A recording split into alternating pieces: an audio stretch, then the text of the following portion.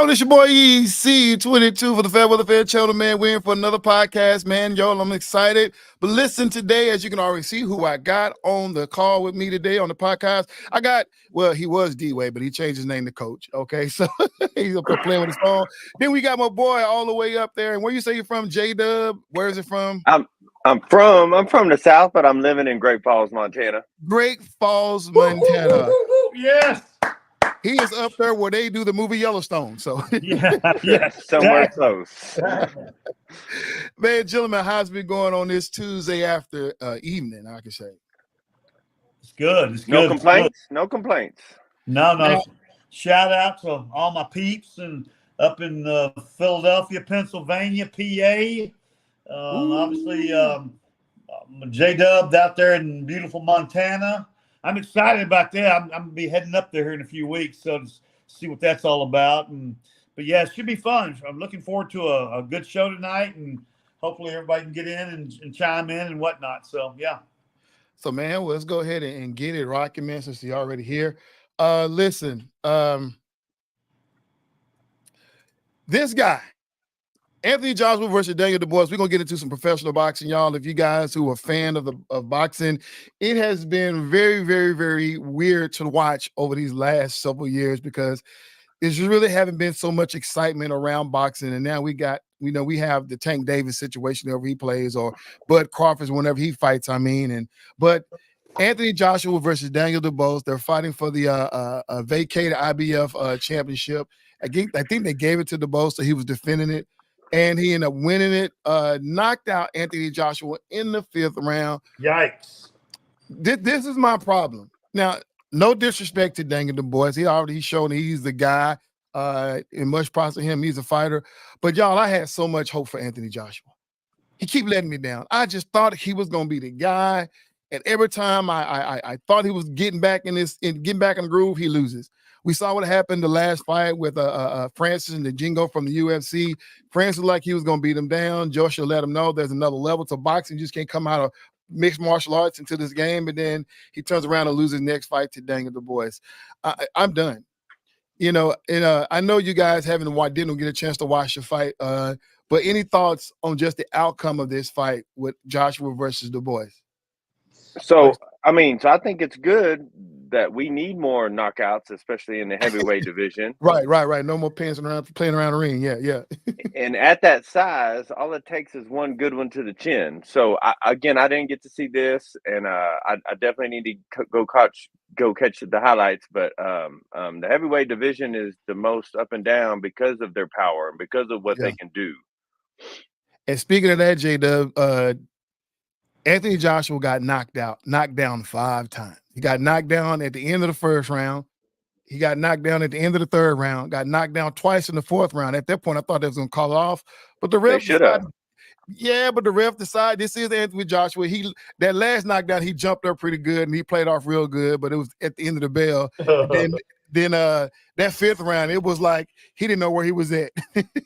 Yeah, because you can only take too many shots before the world starts spinning and you don't know which way you're supposed to be heading. And see, especially at that size. Right. And I thought, the first one was a good knockout because it like as soon as he came out, boom, he hit him, rocked his world, and then he just played around with him and finally knocked him down at the end of the 1st. The 3rd round, I'm like, okay, but at this time it's 2 knockdowns. The way the fight is going, there's no way Joshua can come back. And then, the 4th round, a 2 knockdown in the 4th round, I'm like, come on, refs, what are y'all doing? In the 5th round, it got to a point to where Joshua hit Du Bois, and of course the crowd went wild because they thought he was dazed. The head right back a little bit. And then, of course, Joshua got a little excited, think, okay, I'm just going to go around and try to go toe for toe. And then he got caught, and that's when it slept him. He dropped his guards down, trying to go for a big shot, and whoop, night he went. and somebody informed me, because I'm not as well informed as I should be, how many boxing matches is this for him? Like since he switched over from MMA. Oh, Daniel Du Bois from MMA? No, I thought Anthony Johnson was from MMA. No. Anthony Joshua. No. He's been a boxer for all his career. Yeah, he fought Francis and the Jingo. He was from the MMA. That might be that's where the I'm getting my confusion from. You know, the thing about it, he's been over in the UK, fighting over there, beating up folks, and then he started coming over to the US and fighting the guys over here, and that's where it all went dark. Now, both of these guys from the UK, they fought at Wembley Stadium, 96,000 people, and this is how he goes out. So, the thing that made me mad the most about this fight, and we can move on, is that they were suspecting Joshua to win this fight, and with the hopes of he winning to go out and fight Tyson Fury. That's a problem with that, because Tyson just lost to Alexander Usyk, right? Champion. So it's like, why are we worrying about who Tyson Fury is going to fight next, and he still got the rematch on December 21st with Alexander Usyk? And Alexander Usyk did knock out Joshua, so yeah, I don't understand it. This is now Daniel Dubois' run. He decided who he wants to fight. And right now, I know you didn't watch the fight, but man, it's been a long time since we've seen a true fighter at the heavyweight position since Lennox Lewis and Evander Holyfield. We've been good, thick, hard-hitting guys with no real boxing IQ. Joshua had some boxing IQ, but no power in the class. So Usyk, Tyson Fury, they just two sluggers out there who get the best of each other. But Daniel Dubois look real good. Real good. So hopefully he can keep the run going, but we'll see what happens. The Ukrainian may be too much for him if he get a chance to fight. I hope the Ukrainian go ahead and knock out Tyson Fury and get us away from him. And hopefully this is a resurgence. Hopefully this is a resurgence of the heavyweight boxing class. Yeah.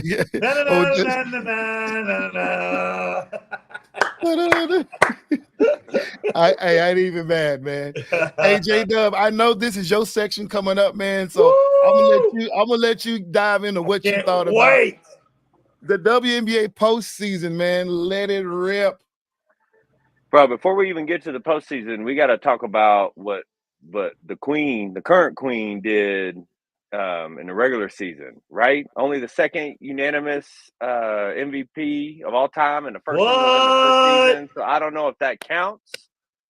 27-12 should be the Defensive Player of the Year award. I know Collier is right there on her hip on the defensive side, but should be her third year in a row for Defensive Player of the Year.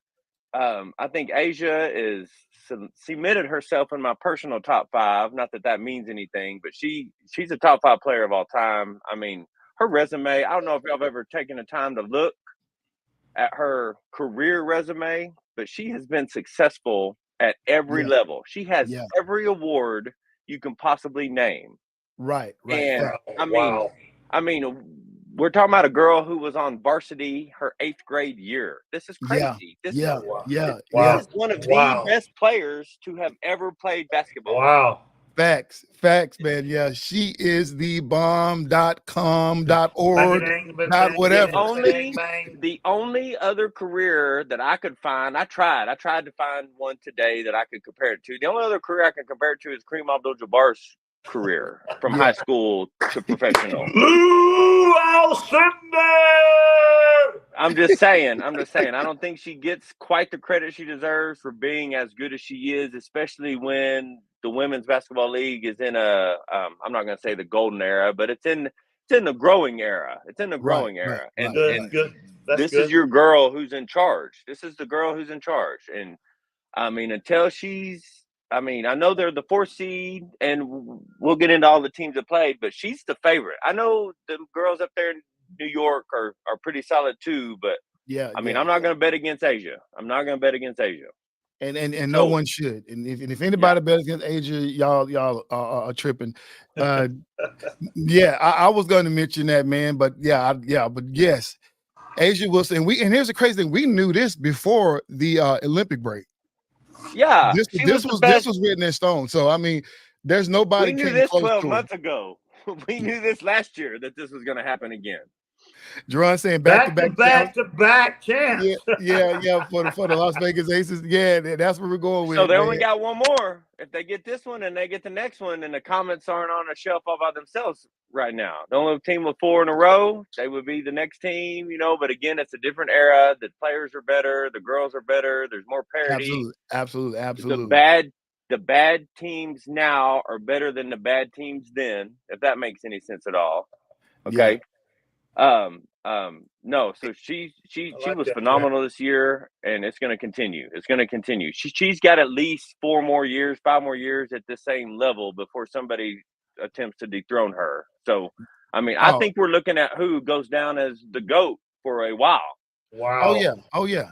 We love Diana Taurasi. Diana Taurasi has been there for years, and she don't want to retire no time soon. But at the end of the day, you got to give credit where credit is due. A'ja Wilson is, the way she plays, the way she approaches the game, how she views. I love watching her play, and most will, And I thank God for the Caitlin Clark effect to bring more viewership to the WNBA. So now, not only are we watching Caitlin Clark, but we get a chance to see the performances of the other women in the WNBA. Mm-hmm. So moving on, go ahead, JDub. But to bounce back just real quick, I love Diana. But Diana Taurasi is the Cal Ripken Jr. She's somebody who did it. So she did it at a high level for a long time. Okay. Yeah, absolutely. But we're not going to say Cal Ripken had the career that A-Rod had or had the career that Mike Trout had. So when you shine bright, you may not get to shine for very long versus somebody who shined for 20 years. Absolutely. Facts. Right. So, but this first weekend, and I know we got 2 games. I think one just started a little while ago. It went how it's supposed to, because as much parity as this new class has brought, and they brought a lot of parity, the top 4 teams are still the top 4 teams. The top 4 teams are far and away better than everybody else. And don't get me wrong, I hope Caitlin finds a way to win a game so we can see another one, so more fans will keep watching, and maybe they'll find other people to root for. But for me, it's a toss-up between the 2 teams with the big threes. It's New York or Las Vegas. I know Connecticut and How are you going to disrespect Connecticut like that? How are you going to do that? I hear you, and I like Napheesa Collier is a baller. Don't get me wrong. She is. But she's quote-unquote by herself, where New York has a big 3, Las Vegas has a big 3. I know Napheesa's got some help. I'm not trying to belittle anybody else, but when we talk about star power, that New York team is crazy. It's crazy how they have 2 of the last 3 MVPs playing well together. They got Sabrina out there shooting threes whenever they need it. So it's just getting. When it comes down to, I want to correct you for. So Napheesa plays for the Lynx. Oh, I'm sorry, I had it backwards. It's Alyssa Thomas. Who I'm talking about? Alyssa Thomas, and Brianna. DeWanna Bonner, them girls over there. Yeah. My bad. I got it reversed. No. Alyssa Thomas. Alyssa Thomas, the wavy hair girl. I always call her the wavy hair. Yeah. And she had a triple double in the first game. That was huge. Again, she was facilitating. I think it's going to go how we expect it to go, though, meaning the top 4 teams are going to be the top 4 teams. Maybe Caitlin gets a win. I don't see Atlanta getting a win. JDub, gun to your head. Who's in the finals? Well, I wish I could say the Liberty and the Aces, but based on how this bracket breaks down, they'll play each other in the next round. So the finals should be the Liberty and the Lynx. Okay. Should be Liberty versus the Lynx. Okay. That's what we're looking for then. Yeah. I think, man, it was crazy. I think the number one thing I noticed, I give all the love to Caitlin in the world. I think she's great for the game. I think she's brought a lot of fans. But man, her and Kelsey Mitchell were 4 for 23 from 3-point. Yeah. And Aaliyah Boston only had 14 field goal attempts. They have to fix that. Yeah. Aaliyah needs to be their peg. Yeah. And the other girls get shots when she's not available. And they look like they were forcing up shots. And I'm going to tell you what I thought was interesting about that, what you just said. Caitlin and her girls, they had a bunch of open looks. It wasn't like that people were up there in their grill and really pressuring them. Caitlin had a bunch of really good open looks, and Yeah, it didn't work out for us, so I was disappointed. And so I try to avoid any of this nonsense with the controversy of the white girl in a predominantly colored Right. league, yada yada yada. But this whole Carrington battle, which is going to keep going because Carrington's a perimeter defender and Caitlin's a Right. perimeter offender. So Yeah. this isn't the only year we're going to see it. But this whole eye poke in the first 2 minutes, which I watched the game live, and it looked incidental. It looked incidental, and I believe it to be incidental. But when Agree. you look at the season and how there was some weird trash talking and some weird power moves, I still believe it was incidental, and I want to believe it was incidental. I agree. But I could also see how a girl was trying to get a cheap shot on the main shooter. Yeah, sure. But again, I don't think the Fever had a real shot to win anyway. Right. So Right. I'm not going to hang that on one play. Let me address this to the listeners out there. And I want to say this, and I want to say this respectfully. The women are just built different from the men. And I say this respectfully because women, they are already marginalized as being lesser athletes, but they wear their heart on their sleeves. And I'm not a fan of violence, but when you have men in basketball that gets into aggressive moves, you know it's all fake. They're gonna don't hold me back. Don't hold me. They waiting for the. But Right. once women go there, they're a straight 0 to 10. There is no faking. They're gonna swing. They're gonna hit. They're just gonna react and respond because that's the female nature. They're wired that way.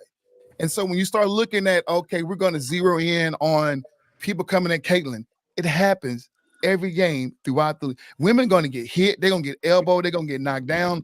This has been happening. Some of your most. We see the malice at the palace with Detroit, which was a bunch of don't hold me back, push it, swing it, and then the crowd get involved throwing beers and stuff, and then the guys went ham on it. But with these women, the biggest fight I've seen, I think, is with the Sparks in Detroit. It was the old Detroit Shock. It was them and somebody else, but I know they got into a big fight. I remember Cheryl, forget her, Cheryl, whatever, but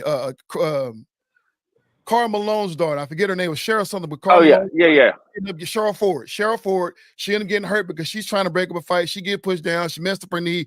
It was crazy. The girl swinging. And then we see the other fights that Brittany Griner gets into. Brittany, you get in Brittany's face, she gonna swing on you. That's just the way these women are. But when you have Caitlin coming to the league, like you say, JDub, instant of the contact, yeah. But if it wasn't, this is how these women go. They just that's right. It's playoff time. I love contact. Yeah. I love contact. So let's talk about two things regarding that. One, the pace of play, the speed of play that these women are playing at is freaking so exciting. I love it. Yeah. And then secondly, and y'all touched on it a minute ago, is how physical the game is. Yeah. I mean, the women in some respects are more physical than the men, if I can say it like that, okay? Yeah. So out of this weekend, who was your biggest surprise watching the playoffs? Which team was your biggest surprise? And which team was your biggest disappointment? Again, I didn't see any big surprises. I think the best thing was Collier dropping 38 with only I think she shot 18 times. I mean, it helps when you get 15 free throws. That makes your numbers go up. But so I think that was my biggest disappointment was the Mercury Lynx games. I know it was close. I think it was within 8 points or whatever, but with those two teams being the closest two ranked teams together, I wanted an overtime game. Me personally, being selfish. I like that. But no, I think everything happened the way it was supposed to. In terms of actual powerhouses and actual players, I'd like to see Caitlin. I think it'll be tomorrow or the next day. I'd like to see her come back with a solid game, even in a Fever loss. Just to keep. Yes. My goal for Caitlin again. I love her. I adore her. I think she's great for the game. She's not my favorite player. She's not even my favorite rookie. But what I see is somebody who can add value and add viewership and add people watching. So if Caitlin has a good game, if the Fever find a way to win next week, or next game, which ain't going to happen, then more people are going to keep viewing. More little girls are going to keep viewing and finding stars. Their dads are going to keep viewing and finding people they want to root for. So, I mean, I think the real playoffs is going to start in round 2. The real playoffs are going to start in round 2. Absolutely. My biggest disappointment was the Seattle Storm. Yeah. Jewel Lloyd, where have you been? Mm-hmm. You're the only player on your squad that went to the Olympics. We know that Agumake was an all-star, but and so was Skylar Diggins. But listen, where are you? 6 points ain't gonna get it done. Wow. 7 for 8. Well, I'm looking at what? Yeah. 2 for 8. You only got the ball up 8 times. That means you're not being available to your team. Not against that team. Not against that team. And I don't know, like I say, I'm looking at the stats right now. She only played 26 minutes, so maybe that was a situation. They end up getting a Hurtson off the bench for her. But Jewel Lloyd, the team is going to need you, you know. Yeah. But my biggest surprise is the game that you said was your disappointment was the Mercury. I did not expect the Mercury to come out, and I just knew they was going to – you said it should have been closer. I thought it was going to be a mollywop. I thought it was going to get beat down because – well, they got 3 Olympians. They got 3 Olympians. They got Diana. They got Brittany. They should at least have a way to find that digger deep and keep going. Yeah, but, you know, after the All-Star break, they just dropped down, going down. And, yeah, you're looking at Natasha Cloud. Mm-hmm. She showed out. She came out. I did not expect her to drop 33. I knew that coming to this game, it was going to have to be Kalea Copper. She's the dog of the team. I know Diana Taurasi there. Brittany has been Brittany, averaging, you know, saying the double-double. But I thought it was going to have to be Kalea Copper, and it wasn't. They found another go-to with Natasha Cloud. She stepped up with 33 points. This is not going to be an easy walk for the Lynx come next round. Because when you can find another player to score at this point in the postseason, ooh-wee, because Kalea haven't got started yet. And all of them are looking forward to being the team to retire Diana too, right? Like they get their little name in the history book. They're the last team Taurasi got to play, yada yada yada. So, I mean, Minnesota. But anyway, it was a good first game. Game. I mean, Kayla McBride, like you say, Nafessa Collier. They're their top 2 scorer, but they're going to have to find something somewhere else. Yeah, I agree. Because the game was so close to like the 2-minute mark. And then it was like Phoenix had a one, it was 92-91. And then all of a sudden, Minnesota went on their run at that point. And then it was over. Now it's just foul. So the game is a whole lot closer than the way it looked like on paper. So come next round, they're going to have to get some more help from somebody else.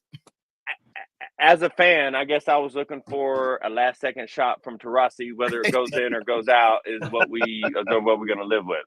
Well, that's what they were hoping for with all those fouls. You know, that's right. That's what they were hoping for. Hopefully she can miss one, but she did her thing. She kept coming clutch on the end. And I'll let you break down the Suns and Fever game. You said you watched it in its entirety. Was there a meltdown with Caitlin with the refs? Did she kind of lose? Because I saw a clip where Aaliyah was trying to grab her. No more than she's had when she was even in college. She's a vocal player, right? So I didn't see anything extra. I saw a team that was forcing up shots, a team that wasn't letting their offense run through the run at all. Yeah. I mean, it was just actually. So I've said this to David before.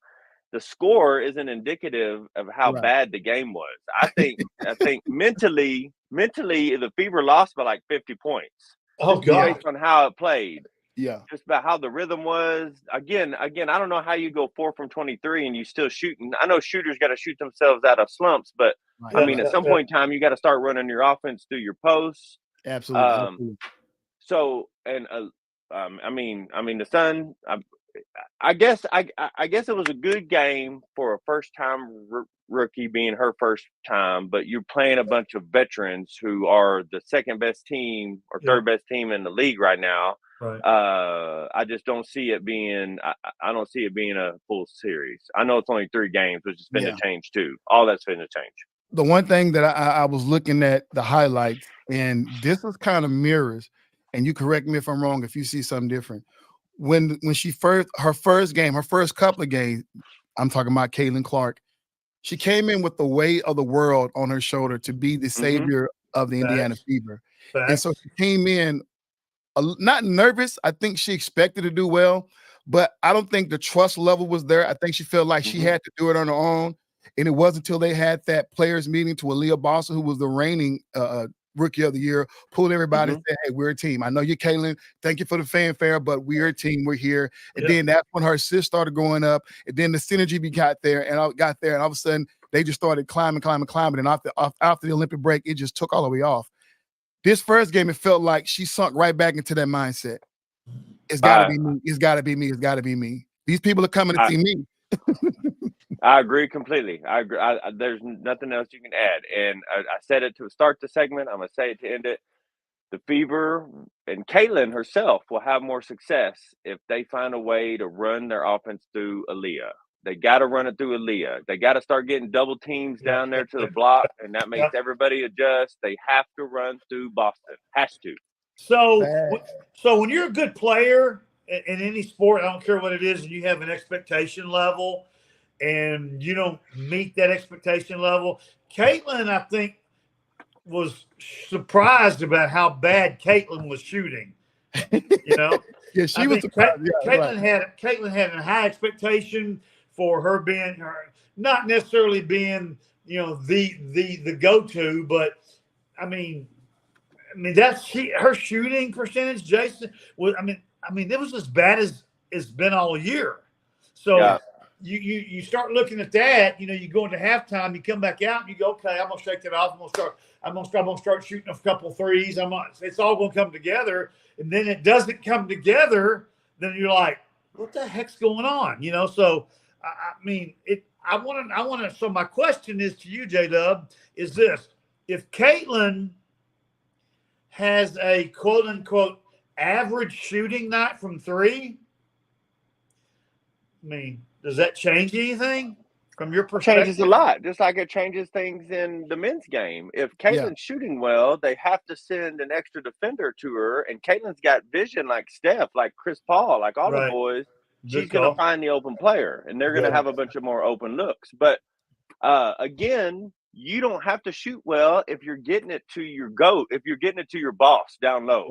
Get it to your boss and let her work, and that's going to open up other things. And that's just, again, game one take, they are far outmatched. I want them to be better next game just to keep the interest level high. But I think the best four teams are clearly the best four teams this season. That's just my take. Fair enough. And they're going to have to find somebody to guard Marina Mabry, because this chick came off the bench. Was she in that boy with 30? She was lights out. She had 27. Yeah. But she came off the bench and just like, wow. Like, man. You expect DeWanda Bonner, the veteran, to do her thing with 21 points. But but that's DeWanda Bonner. She's a tall girl, and I think she's a defender too with her long, linky self. But Marina Mabry, oh my gosh, she went straight. That's crazy. why. And so what you're just saying about Mabry is why I think the Liberty are going to end up winning this year, even over Asia, because Jonquil Jones decided she used to be an MVP, and we're going to try to be an MVP again. Fact. Let's move on to the NCAA. This segment is going to be really, really simple. Because who did you watch, and what is your reaction to any of the teams that you watch, the games? What games you watch, and I want you guys to break down the games that you watch. Let's start with you, Coach up there. Man, so the game I was mostly interested in was the Tennessee OU game. Whoa, watch out! There in Norman, because I really wasn't giving Tennessee enough love, and I was thinking, Rocky Top. yes. But let me tell you something. Okay, the Oklahoma Sooners have zero quarterback play. They do not have a quarterback. Okay, they do not have quarterback that can play. And that was the difference in this game, okay? There were several times early in the game where the Sooners had a little bit of a drive going, and their quarterback, he didn't get it done, okay? And he did not get it done, or he fumbled the football, okay? I have zero tolerance for people in the Division I major 5, that quarterbacks that cannot protect the football. I thought that played a big part of the game. Now, having said that, let me say this, okay? Gentlemen, Tennessee, they got some dogs. They got some dogs on the football field, okay? And so they are legit. They are the real deal. They are going to be able to compete in the top 8, I'm going to say. But wow. Hey, let me, Jerron Clayton. He was here. He come here, man. Appreciate Jerron for watching. But he's a big Tennessee fan, and he's telling Oklahoma, "Welcome to the SEC." And then he's talking about that SEC defense ain't the Big 12. Wait a minute, Jerron. Wait a minute. I'm a Big 12 fan over here. So listen, hey, I get it though, but we got some defense too. We used to. But we're getting there. We used to. He said we used to. That Tennessee defense was tough, and that is a welcome to the big league when it comes down to Oklahoma. Texas, I don't think Texas. Who did Texas beat?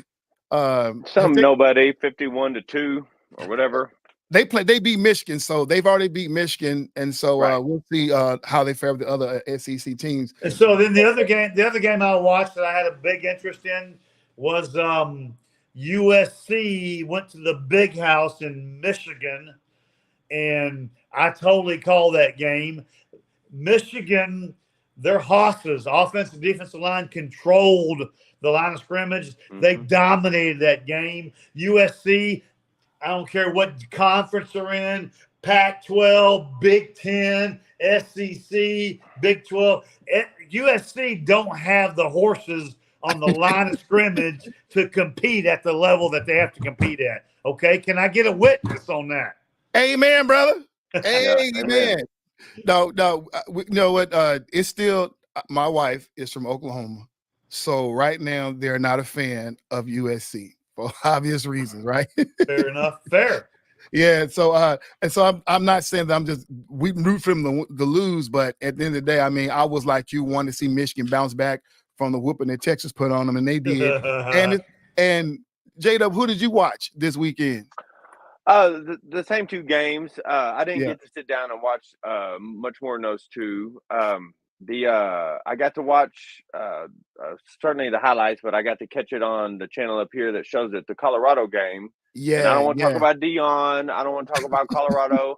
That boy Travis Hunter. That boy Travis Hunter is something different. I don't think we've seen something like him since we've seen Dion. Facts. I don't know that we've seen somebody who could play 20 to 30 downs on defense in the NFL and still play 20 to 30 downs on the offense in the NFL. I was trying to rack my brain. Yeah. So I love Dion. I told y'all the other podcast, whatever. I'm rooting for him. I love him, but I'm watching them to see that kid because that kid is something different. He is a different animal all the way around. He is the only person on that team that I believe in. Now, I was watching this kid, Jaden Daniels, and we'll talk about him more when we get into the NFL. Yep. But I was watching Jaden Daniels, and I have to say this. I got to walk back my statements I made on Shedeur. If Shedeur has some of the weapons and get the protection that he gets when he gets to the big league, he can be that accurate in the big league. He's that guy. It's just, but he's going to have to learn the simple things of being a quarterback. And the one we always talked about, you cannot hold on to the ball that long. That's right. You got to make a decision. Now, everybody don't got the offensive line that Josh Allen has. I mean, I watched one play where the dude had in the pocket. I went downstairs, got some cookies and milk. He still got the ball in his hand. He was still in the pocket. He's still in the pocket. I'm like, my goodness, you're not going to get that. You know what I'm saying? There was a play that Jaden Daniels had last night to where he had the pocket or they counted it was 10 seconds. You know what I'm saying? That's not normal. But this kid is taking too many hits, just holding on to the ball. But you know what I'm saying? But like you say, I am watching Travis Hunter. I'm glad they finally decided to make him an offensive player, not a defensive player, because he can't keep playing both sides of the field. Let him do what he do best, be your best offensive weapon, and just move on from that. The other game I was watching, I watched the Colorado game. Came down to the rudder to their first Big 12 matchup with Baylor. They won in overtime. I thought the game would have been a little bit more, it was interesting, but I really thought that Baylor was going to blow them out. I really did. I just thought Baylor was going to blow them out. Welcome to the Big 12. But Colorado held their own, but Baylor played poorly. But SMU and TCU, I had interest with that game because the guy who started, I forget his name, Jennings, whatever his name is, but he is a kid that came out of my alma mater, South Cliff High School.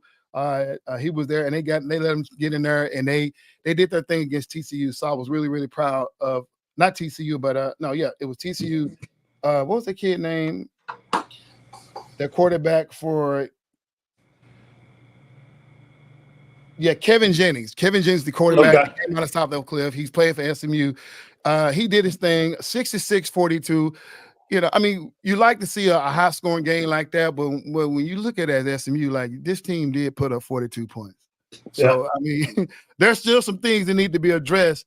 But and the quarterback only had 137 passing yards, you know what I'm saying? But they had a combined total of 238 rushing yards. So they was winning by plan. They had a game scheming plan that worked that. It worked well for them. High scoring game. Good job for SMU on winning your first Big 12 matchup against TCU. TCU has been on decline. And those are the games I've been watching, man. But that Michigan game, going back to that, it was boring at first. It was boring from a fan perspective. I'm not a fan of either team, but so as a fan, I was expecting to be more. But then, that's the game I actually walked out on. And then, you see the highlights as you go into different places. Oh, they got the game. Let's check the score. Or you just check your phone to check the scores. I had no investment in the game because I was actually going to a place to watch the Sooners in Tennessee play. And that whole situation there. Here we are. We're at it. We're now coming down to the end of this thing. Week 3 NFL. There's so much to cover. It is so much to talk about. I've seen so much. I don't know if y'all know, but I watch Red Zone. So when I watch Red Zone, I get a chance to peer into every single game that's playing on Sundays. Obviously, Thursday, I get the games I don't get to watch in its entirety, I have them recorded on YouTube TV, and I go back and rewatch them. So I was invested in every single game this week. Wow. And we don't have enough real estate of time for me to go over my X's and O's of every single game. But same way with college, what games were you watching and what games that you would D-Way, what you got? What games that you really invested in? I picked the Rams to upset the 49ers, and everybody laughed at me. So kudos to Matt Stafford and company. But the Vikings, I couldn't believe the Vikings just freaking waylaid the Texans. Is that right, Jay? Man, waylaid them, and I'm invested in both teams. But them purple people eaters, I couldn't believe people. Yeah. I mean, they just you can drop your linebackers back into coverage, that opens up a whole bunch of things you can do, and all 3 starting linebackers can cover. Yeah. So now you never know who's coming. CJ looked, what's the word? Uncomfortable. Joe Mixon wasn't there, and Joe's an experienced guy, and he can pick up a blitz. So you got a young quarterback playing against a stout defense, and I mean, he felt pressured all day long. He felt pressured. I think that's my favorite thing about Minnesota this year, especially a little bit towards the end of last year, but all their guys can blitz and all their guys can cover. So you have no idea where it's coming from on a play-to-play basis. But I agree. But I have to say, okay, EC, you got to go with me here, okay? The Thursday night matchup. Okay? I told y'all that old man was going to get it done. I told you that old man was going to have a season. I told y'all that old man was going to get that bunch to the playoffs this year. Let me tell you something. That old man, I'm talking about my guy, Aaron Rodgers. I thought you were talking about Andy Dalton, but that's okay. Same thing. He looked like vintage. I'm going to say it again. Vintage Aaron Rodgers, man.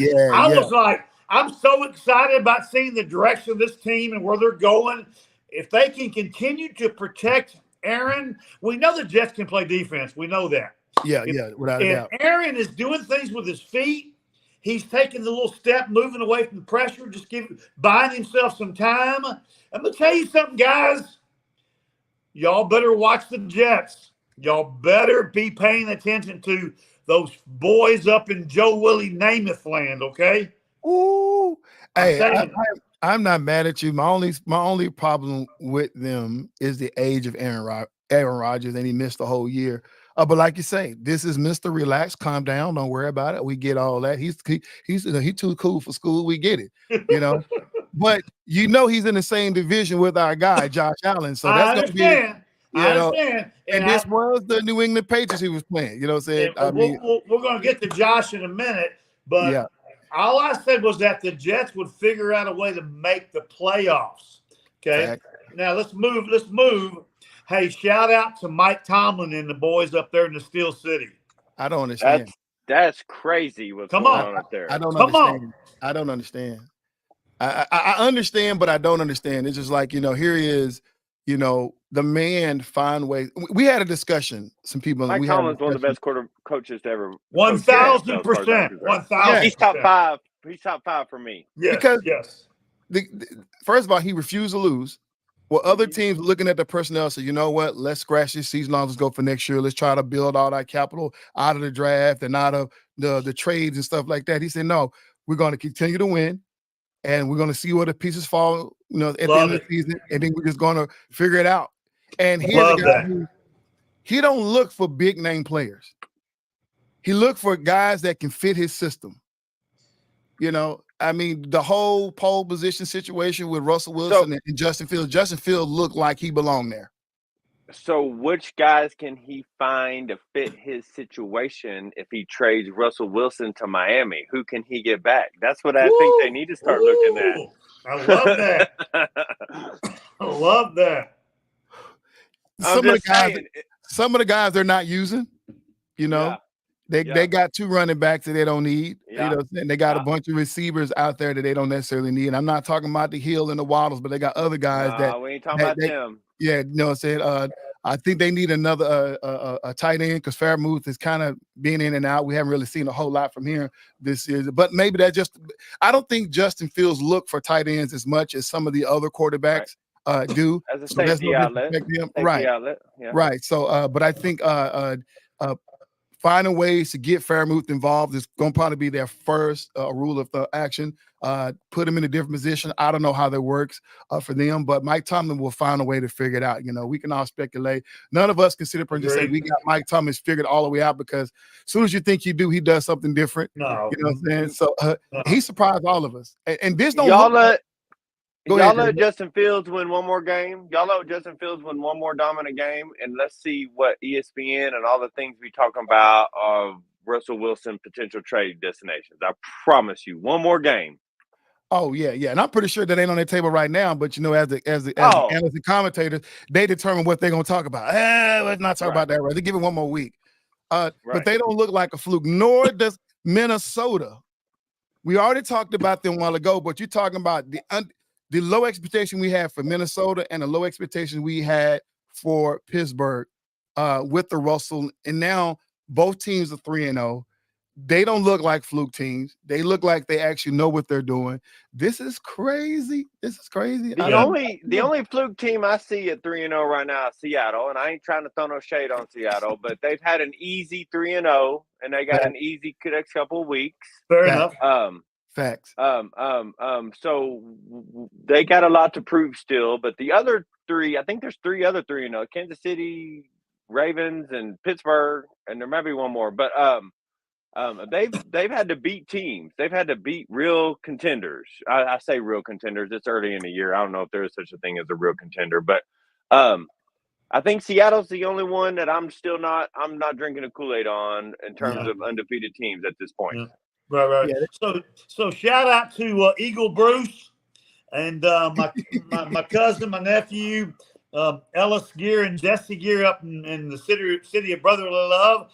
Philadelphia went down into Houdatville, New Orleans, and then after New Orleans just shellacked Cowboys last week, Eagles in an ugly game, they end up getting a W. So Shout out to all the folks up there in the city of brotherly love. A couple other games I want to talk about real quick is I want to talk about what y'all thought about, and JDub says it every time I talk to him. Kansas City Chiefs, they just keep getting it done. They just keep getting and it they done. keep getting help. They keep getting help. I'm not gonna listen. I'm not someone who pins the whole game on one play, but man, I guess I don't know what pass interference means. My number one thing is for the defender to make a play on the ball. That's what I want to see. Yeah. And that defender did not make a play on the ball, and I'm not going to pin the whole loss on one play, but right. That's a tough one. That's a tough one at a tough time, and Kansas City got the better part of that whistle for sure. And I know EC. I know EC. I know he wants to get to America's team, but before we do, no. Before we do, let me hit this Kansas City game. This game was a disappointment in mine. Was I glad to see Kansas City win? Yeah, but for a Sunday night football game, this was a disappointing.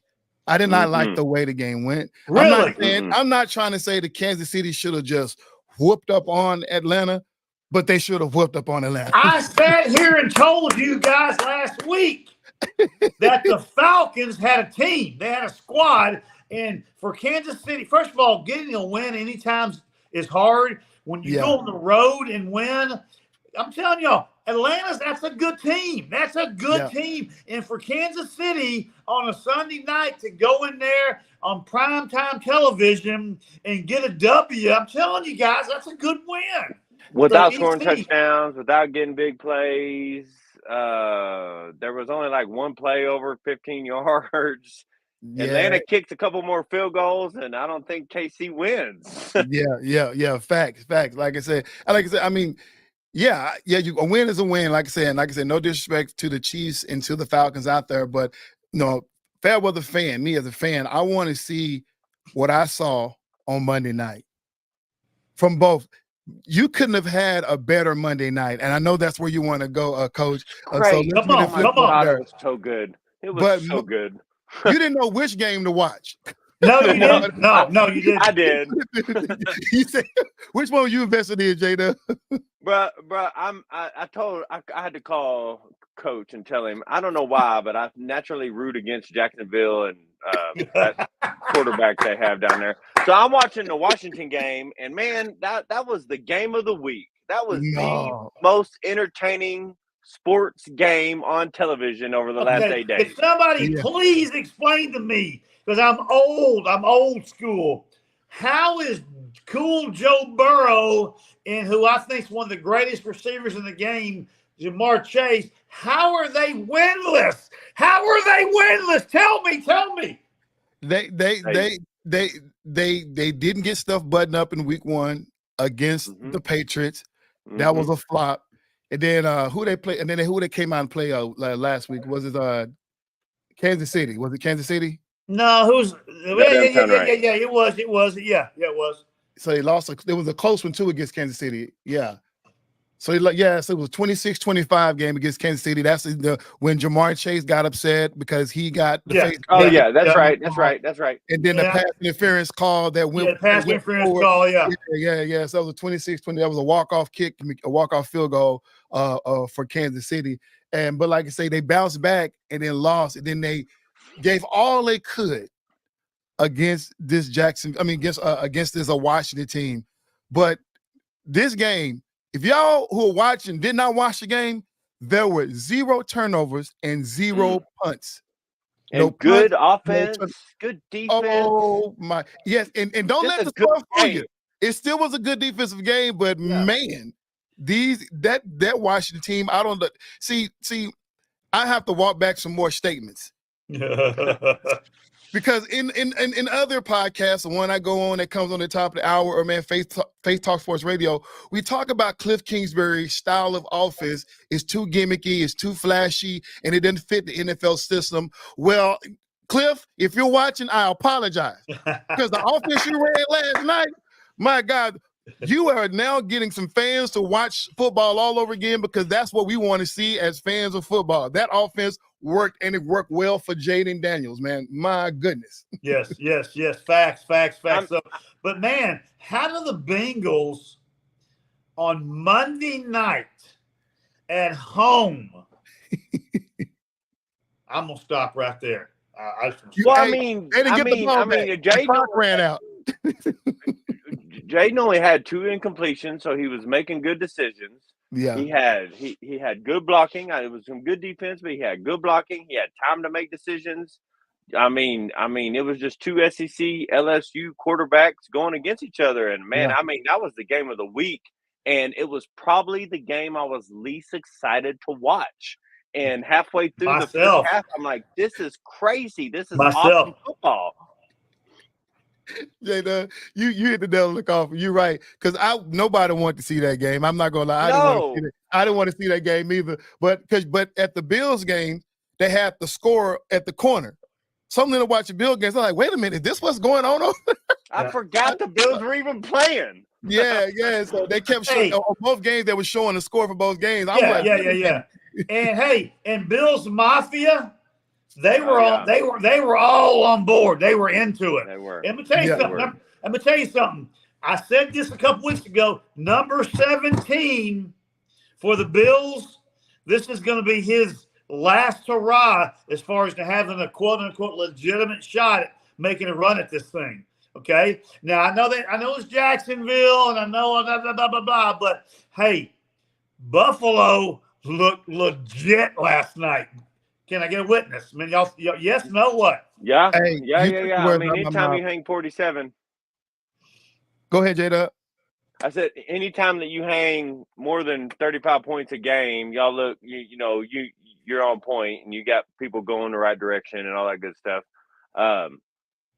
The only two games that I looked into or watched part of that were interesting. I know we already mentioned a little bit of it, but it was nice to see Detroit play defense again. Yeah. That was nice. I mean, for a TCU fan and a wife who tutored LaDainian Tomlinson. Yeah. I almost forgot that the Red Rocket was even still in the league, let alone come out and be something special, right? Hey, well, you know what EC? You know what EC says? D in Detroit stands for defense. Yeah, that's right. So the Detroit Lions are getting back online. We're going to see what the Red Rocket does over the next 6 weeks. He's got some easy components, but even Bryce could have done it. Before we get into what I'm sure is last, but I mean, it was a solid week 3. It was a solid week 3 of people separating themselves and putting their season on the line. I think the 49ers loss is due to injuries, so there's a lot. 14 weeks to go, fellas. So EC, you want me to bring us home, or do you want to start out with it? No, I'm gonna let you bring us home, but let me hit this real quick before we get into those boys. Josh Allen, just like you said, I sat there and watched him last night, and I'm gonna give this final. I'm talked about it, but I have to give honor where honor's due. Josh Allen, I am extremely sorry for. I went on last year and said that you was overrated, and I'm gonna keep saying it because what you showed me yesterday is that we cannot count you out. And man, and I love the way they did it, because last year and the year before, they put so much investment in his arm. Mm-hmm. Now he's showing us his IQ. He's showing us that he don't have to toss the ball down the field. He can get those quick 5-6 yards, and these guys are getting 5-6 yards after the catch. Mm-hmm. Because it is not because it's just the way he plays the ball and the type of offense they're running over there with Sean McDermott. Man, they are doing a great job, man, of their schemes and how their play calling, man. And listen, if this team keep doing what they're doing, they will be in the Super Bowl. He's hitting them in space. He's hitting them in space. Hey, Eric, EC. Can you say it one more time? It felt so good. It sounded so good to my heart, man. 49ers and the Bills in the Super Bowl. Hey, before we transition into the boys, hey, shout out of love and of prayers to our boy Brett Favre, who just recently talked. And we're all three big fans of Brett and his career. And he's got some. He's got the Parkinson disease thing, and so shout out to him. I mean, because the reason what I thought about Brett was Josh Allen is a bigger, stronger, faster version of Brett Favre, in my opinion. Yeah. And we're not. And for those of you out there, and because we got to offer grace to every conversation. For those of you there who have counseled Brett Favre because of the stuff that he got involved with, the stealing of the money or the alleged stealing of the money and stuff like that. And we get it. You have the right to make your own decision. If you don't want to rock with somebody, you want to rock somebody. But what we're not going to do is mock his illness. We're not going to do that, y'all. Yes. But the man is, he was in our hearts when he played. We loved him. Whatever situation happened outside of football, you let the courts deal what they got to deal with. Your perception on how he views life, that's your opinion. But at the end of the day, this man was a football great, a Hall of Famer, a legend in our eyes, and he has fallen ill. And so we're not going to sit around and say and clap and throw fans. Amen on that. We're not going to do that. Yeah. So thank you, Eric, for saying that. Man, they couldn't have said it any more eloquently. So moving into the last topic of the evening, I'm going to say this. Okay, I'm going to right now, right this second, in front of everybody. From Montana to Pennsylvania to Texas to Florida to Oklahoma, all the people listening in, I'm going to say it right now. I apologize to JDub. He's been telling me for 4 years that Lamar Jackson is the real deal. Okay? But easy. Lamar Jackson, what I saw Sunday, are y'all ready for this? I'm ready. Is the best quarterback today in the NFL. Lamar Jackson is legit. Lamar Jackson is the real deal. He's the real pill. Lamar Jackson is got it going on. So let me hear what y'all got to say about that. Wait. So let me go for 1 second. So I love Lamar. I'm as big a Lamar fan as you can be. There's the only reason I rooted for a college team I don't know anything about. But the Cowboys defense has made the last two quarterbacks look like MVP candidates. Facts. So until Lamar, who has a couple MVPs and he could get a couple more, I'm with him. I'm down with him.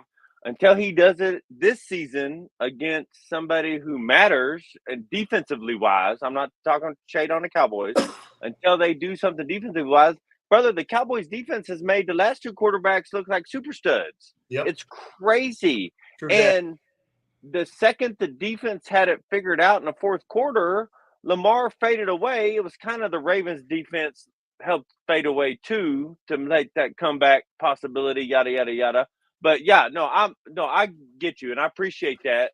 Lamar Jackson is the real deal, but man, I don't want you to say that after they play the Cowboys. I want you to say that after they play the Lions. I want you to say that after they play the Ravens. Right. You know what I'm saying? I want you to say it after they I think I can't remember if they have next week. I looked at that earlier today, but I want you to say that statement when they play. And Dallas is unconditionally bad in Dallas, which I don't understand. It's been going on since Jerry World opened. It's weird. It's weird what happens. I think there's only been like 10 incomplete passes at the Jerry World in the last 2 weeks. Check this out. I'm so excited. I can't stand myself right now. I know where you're going with this. This Sunday, we got the Buffalo Bills at the Baltimore Ravens. So this will be a good conversation for next week. I'm so excited. Oh my gosh. It should be based on the two teams for the first 3 weeks. The score should be somewhere around 32-40. Should be the score at the end of the game. Now, right? Because neither team wants to play defense. They want to score. I know you got a couple of defensive heavy hitters, but it should be let's talk again. As much as I love Lamar for Okay. years and years and years, Fair enough. let's talk again once he's played a good D. And then Now, I want to hear. let me say this. I'm gonna jump in here real quick because Lamar Jackson is him, as a youngster would say. He's him. Mm-hmm. He's him. But let's be honest. He has a flashiness to his game that we all love to see, and what he does well. He's like the second coming of Michael Vick. We all get that. Yeah, he's a star. You got JDub all swelled up now. That's this guy. So go ahead. Here's the deal. But this is where it hurts me. When you play a team that has a premier and a top tier run defense, it all falls apart. Mm-hmm. That's the problem. Mm-hmm. Mm-hmm. I'm not talking about an average run defense, but a top tier run defense. There's nothing he can figure out. Because his whole style and the way they call plays is for him to do what he do. And when it's available, he does it well. But when it's not available, this is where the turnovers get. This is where the indecisiveness gets. This that mental game. Right. And he's been in the league long enough to figure it out, and he just haven't because everybody gets better in the playoffs. When you get into the playoffs, now it's like everything has to button up because this is win or go home. This ain't no series. And, everything buttons up. And when you get to those, when it gets narrowed down by the later in the playoffs, you're playing tougher teams. Yep. And this is what it's been for him. This is what it's been for him. We look at Josh Allen. Josh Allen just fell victim of not getting the ball. His couple of exodus from the playoffs. Okay. Lamar Jackson fell victim of we just didn't show up. This is different. Now, like you said, next week we get to see. Yes. Mm-hmm. Yes. This defense handed Travis Etienne a good one. So let's take a pause for the cause, okay? Okay. For this. Regardless of the outcome of the Buffalo Bills Baltimore Ravens game, let's don't get crazy because both those teams come week 17, 18, and 19 are still going to be in the middle of it, okay? Oh, for sure. For sure. Let's don't go, one of them's bad, one of them's good. I mean, it's a long year, okay? But here's what I got to say. Dude, help me. Who are the Dallas Cowboys? You took the words right out of my mouth, JDub. An overpaid underscoring offense. I already had that plug. You took the words out. See, we here. Who is America's team? What are we looking at? Because I can tell you what I said. And y'all know I said this 3 weeks ago. Yeah. I'm going to say it one more time. The Dallas Cowboys will not make the playoffs this year, okay? And I cannot with good conscience say that, but I'm more. So who wins the East? Who wins the East? Oh, the Eagles win the East. Eagles going to win the East. They're going to win the East running away by far. Okay. Okay. So, but oh my gosh, how embarrassing! It is embarrassing. The one thing I liked about that game is that the Dallas defense is the reason why they're losing, and not necessarily the offense. Mm-hmm. Because Facts. Dak Prescott threw his life. He threw his life away. He threw everything he had. He put everything he had. He laid it down on the line.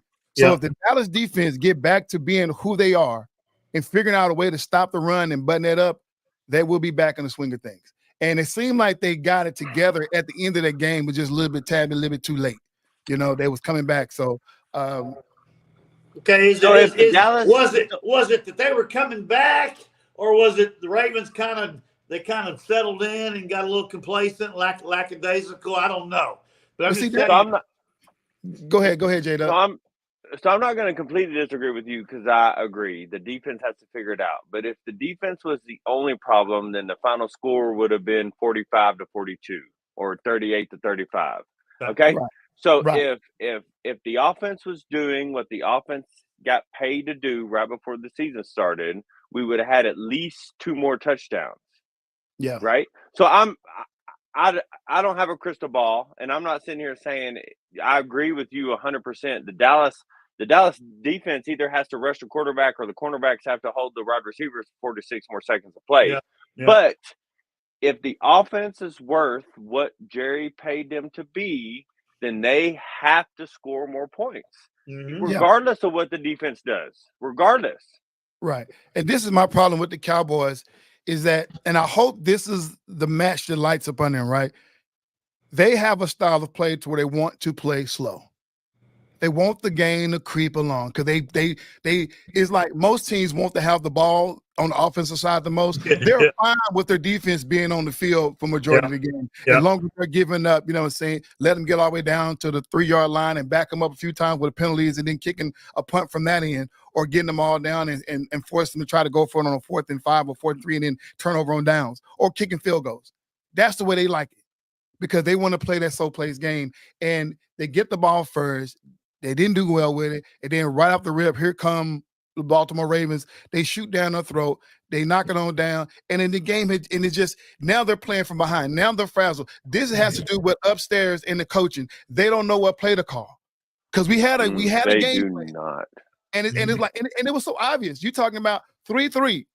First and second quarter, you got 3 points. This is game plan. Yep. You know you're playing from behind what play we're going to go to because we're looking at making that run in the second half. We don't want to pull our second half game plan up until the first half because we don't know what we're going to do in the second half. And that's what they planned on. Yep. And they put everything on their defense. What we need you guys to do is stop letting them score, and we're going to stick with our game plan until it got to the point in the fourth quarter where it's like, you know what? Defense stepped up. Baltimore didn't score at all. Only scored 7 points in the second half, and then Cowboys went on 19 points in the fourth quarter. Yes, sir. Like too little, too late. You know what I'm saying? And so they're going to have to find a way to play fast the whole game. This is coaching, and I'm not just talking because the coaches can't play. They need to light a fire up under their defense, starting with all the defensive captains. Get them all in the room, line them all up one by one. Take whatever they need to take to their backside, whatever. I don't know what they're through. But they need to figure it out because what I saw on that sideline, Michael Parsons looking crazy. You don't need to be looking crazy. You know the camera's watching you. Every time the camera on you, you need to be looking. They need to be showing the back of your head because you on that sideline ripping into somebody. Amen. So two things. Number one, people figured out Micah Parsons. Okay, that's the first thing. Okay, Micah Parsons is not a factor anymore. Okay. Secondly, I said this last week. I'm going to say it again. The Dallas Cowboys have 0 running game.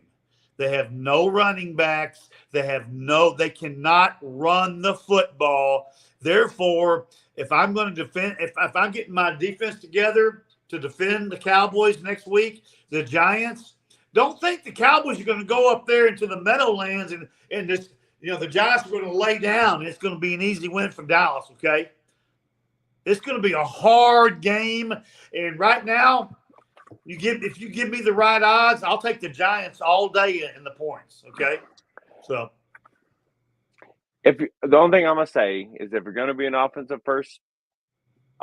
first team, like you're saying they are, you got to get ahead. An offense first team can't play from behind. Yeah, that's not how it works. That's not how coaching works. That's not how play calling works. Good if you're gonna lean on your offense to slow down the game, which I agree with you. That's what they want to do. You have to get the lead first. You can't do that if you're playing from behind.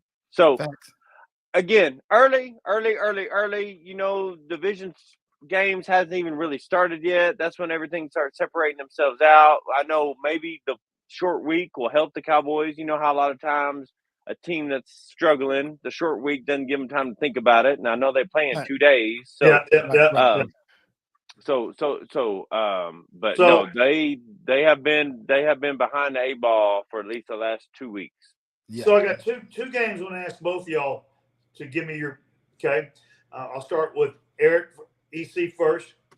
Who wins the Buffalo at Baltimore game? Oh, Buffalo. Who wins, Jason? Who wins that game?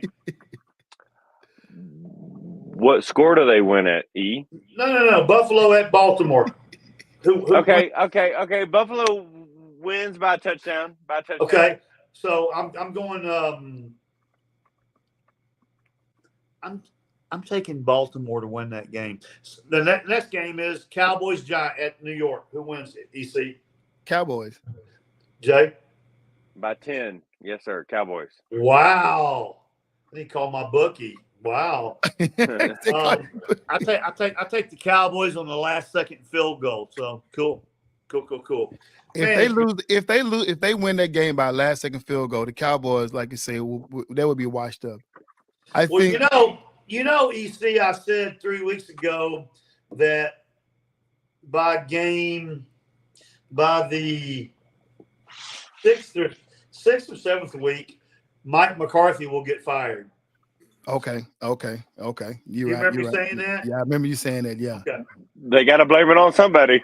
Yeah. Somebody got to fall down. Somebody got to take the heat. Might as well be him. You know what I'm saying? Yeah. That's right. No, but I love it, yo, man. Man, listen, guys, man, I really appreciate the energy. Man, I appreciate the love. Any final words? Let's start with you, JDub. You got any final words? I got 3 things real quick. Yes, quick. Sir. First of all, Astros 7 for 8 division titles as of another 5 days. Okay. Okay. I just lost a microphone. Number two. Have y'all looked at the Hall of Fame list for football this year? It is crazy to me. I don't understand what criteria you need to be a Hall of Famer. It's nuts. The names on the list. I mean, to even get it narrowed down to 5 for me is ridiculous. Between Eli Manning, Marshawn Lynch, Terrell Suggs, Adam Vinatieri, Demaryius Thomas, who will probably win it posthumously just because of the CTE attention. And then you even go back further, people who are back on it, Donovan McNabb, Ricky Williams, Chad Johnson, Torrey Holt, Reggie Wayne. It's crazy. I don't know what Hall of Fame criteria means anymore. That's something for y'all to leave y'all with. Y'all think about that for a little while. Look at that list. The third thing is I'm going to jump back to baseball. Has anybody looked at how abysmally bad the Chicago White Sox have been this year? Anybody? No. They lost their 120th game 2 days ago, tying the record. They're probably going to break the record for worst team in baseball history, which adds to my argument that there's 4 too many teams in baseball, and they're one of the ones that needs to be let go. Done. Fair enough. H-Town.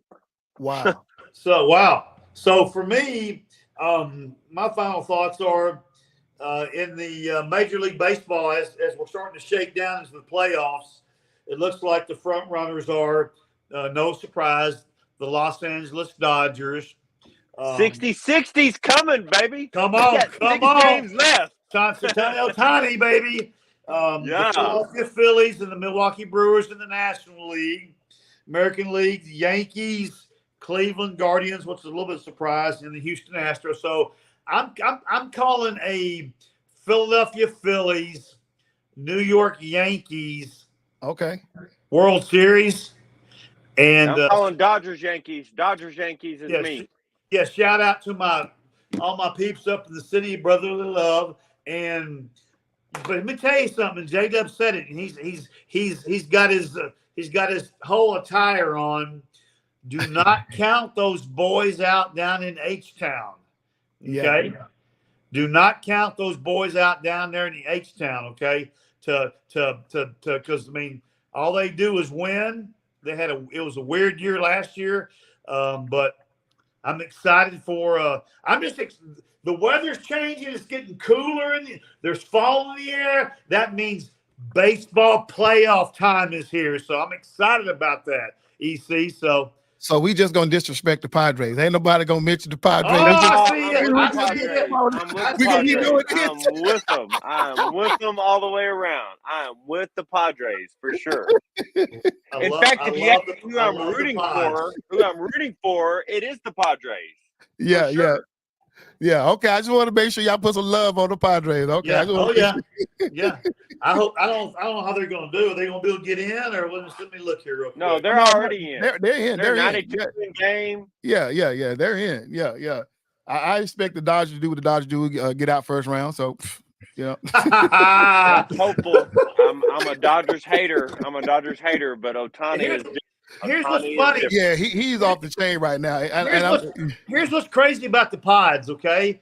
This this was the year that they weren't expected to get in and do anything. Okay, the last year was their year. They were gonna make all the noise and So now that they're not on the radar, they're putting together a really good year. So. That's how it was for Texas last year. Everybody thought it was going to be a worse year. There you go. And this year we expect to be great, and look, we are terrible. So, EC, I got to tell you something, EC. Yes, sir. JDub is a freaking homer Houston Astro guy.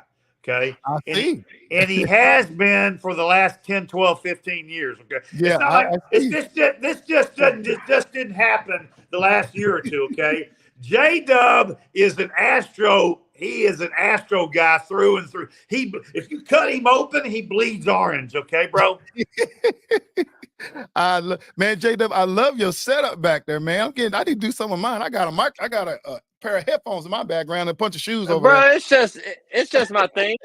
I got my favorite pair of J's, a ball by Jason Terry, Hakeem Olajuwon autographs. You know what I'm saying? A little bit. Hey, man, that is a podcast background over there. I like that, man. You got it all going on over there, man. You know me, I'm a sneakerhead, so I got my shoes and Brian Smith, coach, came to the house and did a show with me. He told me I had a shoe addiction because that was our podcast, Overcoming Addiction. So if you got a shoe addiction, and JDub's got a I'm down to 56. I'm down to 56 pairs. Yeah, JDub's shoe addiction. JDub's shoe addiction is next level. It's off the chain, dude. Yeah, I know. I stopped counting after 100, so at that point, I don't even know how many shoes I got. Yeah, I'm done. I'm done. Yeah. I got bills. See, I don't have any children, so it's just me and my wife. So yeah. Hey, gentlemen, all kidding aside, hey, man. Really enjoyed it tonight. Thank y'all so much for your insight. Thank you for having me on. Yes, Thank you for having me. How good is this, man? I mean, it doesn't get any better. So, but hey, I am so stoked about that Buffalo Bills Baltimore Ravens game. Oh my goodness. I tell you what, Coach, if Baltimore wins, what can I do for you? Because I know when the Bills win, you owe me a banana bread. Yeah. Oh, okay. I got you. But here's the deal. My favorite AFC team is the Josh Allen Kool-Aid drinking Buffalo Bills. Yeah. But I'm telling you, the way the season started, Baltimore's going to win that game by field goal. So we gonna see. This is what you call the FairWeather Fan Podcast, because every opinion matters. We don't shun away from all. We want all the smoke. It's the conversation. I appreciate the upset of the week. Is the New York football playing Giants at home in the Meadowlands are going to upset. I guess it's an upset. I don't know if it's an upset. I guess it is. Those boys Dallas out in Arlington, Texas. Wow. Okay. Agree to disagree, but we're going to see what happens. I hope I'm wrong. Hope I'm wrong on both those picks. Yeah. I hope I'm wrong on both those picks. All right, so there we have it, y'all. We're not going to hold it any longer, man. I really appreciate you guys for joining on. It's been next week. Y'all listen, it's 7:21. Everybody have a good night, man. But much love, JDub, man. Appreciate you for coming on, man. Your insight, man, has been impactful. Coach, as always, now bringing the energy. I know you're away from home right now. I know you're kind of displaced, but you're up in Oklahoma, man. Appreciate you for still getting us on, man. Join us right now. Faith Talk Sports Radio is going on Facebook. I'm gonna jump in and slide into their situation and see if they have me on. But man, I appreciate the love, man. I appreciate it. We're gonna keep going, man. For those who are watching the FairWeather Fan Podcast, man, please like, subscribe, share, leave comments, join the conversation, man. Whether you're watching it live or watching in rebroadcast, man, please, it's always welcome to leave a conversation, even though we're not live. Leave a comment, and we'll definitely respond that way. With that being said, man, y'all, this has been fun. And this is C22 of the FairWeather Fan channel, along with JDub and Coach, man, and we are out. Awesome.